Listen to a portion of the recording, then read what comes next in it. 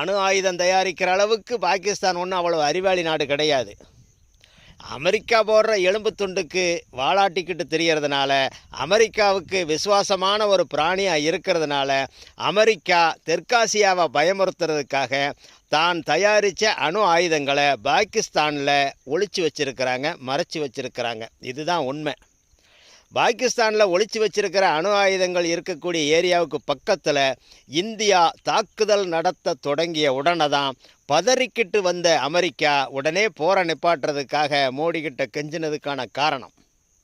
அதனால தான் போரும் நின்னதுக்கான காரணம். ஒருவேளை இந்த போர் நிற்காம அந்த அணு ஆயுதங்கள் மேலே தாக்குதல் நடத்தி அது வெடிச்சிருந்தா பாகிஸ்தான் அப்படின்ற ஒரு நாடு உலக வரைபடத்தில் இந்த நேரம் காணாமல் போயிருக்கும். அந்த பகுதிகளில் ஏற்கனவே ஜப்பானில் அணுகுண்டு வெடித்து புல் பூண்டு முளைக்காமல் இருக்குதே ஹிரோஷிமா நாகசாமி, அதே போல் அந்த பிராந்தியத்தில் புல் பூண்டு கூட முளைக்காமல் இன்றைக்கி சுடுகாடாக மாறி இருக்கும்.